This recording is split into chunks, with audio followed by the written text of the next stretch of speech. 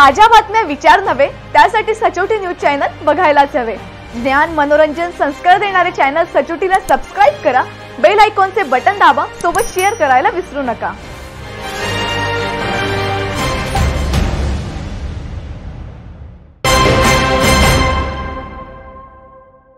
अंमळनेर मतदारसंघात विविध विकास कामं करीत असताना विविध जाती धर्मातील धार्मिक मंदिरं, प्रार्थनास्थळं यांना सुमारे 100 कोटीचे अनुदान शासनाकडून मिळवून दिले।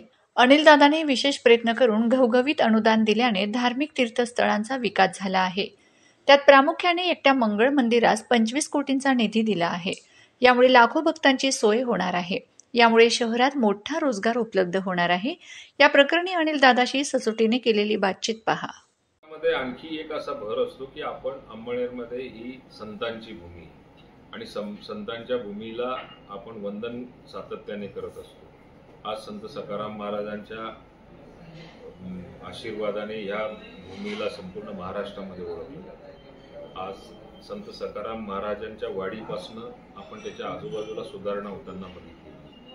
संत सखाराम महाराजांबरोबर मंगळ मंदिराचा आपण विचार जर का केला तर भारतामध्ये एखाद दुसरं मंगळ मंदिर आपल्याला या शहरामध्ये बघायला मिळतं। एक धार्मिक दृष्टिकोनातून विचार केला तर मंगळ मंदिरावरती जवळपास लाखो भाविक दरवर्षी त्या ठिकाणी येत असतात आणि त्या भाविकांच्या दृष्टिकोनातून आपण भविष्यामध्ये हे भाविक जर का सातत्याने वाढत असले तर मग संत सखाराम महाराजांची वाडी असेल किंवा मंगळ मंदिर असेल याचं एक्सपान्शन कसं झालं पाहिजे, तिथे डेव्हलपमेंट काय झाली पाहिजे, भाविक जे येतील त्यांना आपण जास्तीत जास्त सुविधा काय देऊ शकतो, या सगळ्या गोष्टी मला असं वाटतं की याला मान्यता मिळालेली आहे आणि आता त्याचं एक्सपान्शन आपण सगळेजण उघड्या डोळ्यांनी बघतो। याचा अर्थ त्या ठिकाणी रोजगारही उपलब्ध होतो आणि दुसरीकडे धार्मिक दृष्टिकोनातून आपण या सगळ्या गोष्टी कुठेतरी आपण मार्गस्थ केलेल्या आहेत।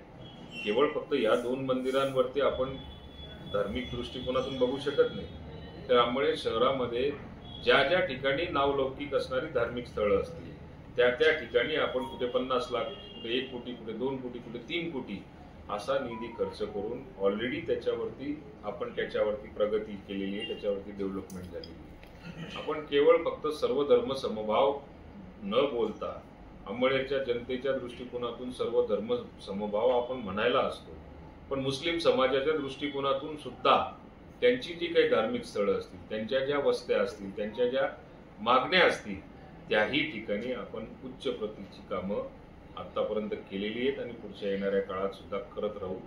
आज अंमळनेर ही संतांची भूमी असल्यामुळे या संतांच्या भूमीमध्ये आपला आदर्श संपूर्ण महाराष्ट्रात जावा असाच आमचा कायमस्वरूपी प्रयत्न असणार आहे।